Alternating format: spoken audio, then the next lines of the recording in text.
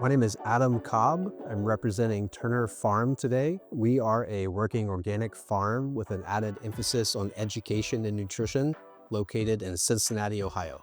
Today, we are going to be featuring a Mediterranean lentil soup with a little Indian influence.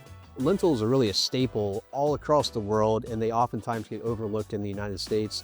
They are really a great source of plant-based protein and fiber. So today we're keeping it super simple. All these ingredients are accessible. There's nothing exotic here. We're gonna start medium hot pan, saucepan, a little bit of olive oil. And then first step, we're gonna sweat our mirepoix being celery, onions, and carrots. So we're going to sweat the mirepoix for 5 or 6 minutes or so. We're going to add a little salt, pepper, and then we have a spice mix. This is where the Indian influence comes in.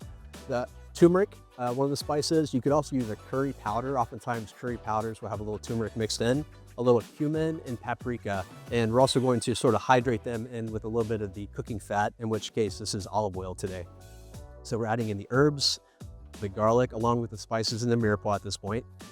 Once the garlic is added, again, we just want to cook until it's fragrant, another maybe minute or two. We don't want to burn the garlic. So after about 5 or 6 minutes, we want to go ahead and add the tomato product. These are crushed Italian tomatoes.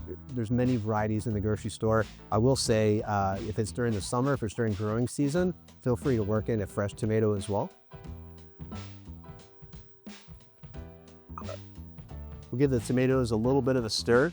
At this point, if you see any sticking, you could add a little bit of white wine to the pan just to give it a little bit of acidity as well. And at this point, our lentils can go right in. Lentils, you're gonna see quite a few different varieties in the store. These are French lentils. These are good for this soup because they're gonna keep their integrity a little more. So lentils right into the pan. And then we're gonna go ahead and add, this is chicken stock. We've got such great chicken at Turner Farm. I chose to use this today. You could easily make this vegetarian by using a vegetable stock. The ratio is 1 cup of lentils in this case to 6 cups of broth. We're going to bring everything to a boil, and then it really needs to simmer. What we're looking to do here is tenderize the lentils. They're gonna release some starch, and so it will naturally thicken the soup, make a really nice consistency. Once you're at a simmer, I would probably check it about 30 minutes, but realistically it could take about 45 or 50 minutes until the soup is completed. This is a great example of a really easy but fulfilling meal you can make for your family or friends. Relatively little time commitment. This is something you can make if you do meal prep at home, for example. You can make this on a Sunday night. You can make a big batch, and you've got plenty for the week. It reheats really well. It's almost like a chili or something like that. It eats great throughout the week. We've been cooking lentils for about 45 minutes now, and as you may be able to see, they have significantly thickened up, but it's not a complete porridge. There's still some liquid in there, which is exactly where we want to be at this point. Our slogan is world's best spinach here at Turner Farm, so we have used the product here from the farm. We're going to add the spinach, which has been just cleaned and kind of roughly chopped. We're doing this kind of the last part of the process is we want to keep it nice and vibrant. If we add these leafy greens early on, they're going to become sort of oxidized looking and sort of brown. So we're going to add the spinach. This should just take just a few minutes, just until it really wilts and becomes tender, and then we're going to turn the heat off and be completely finished.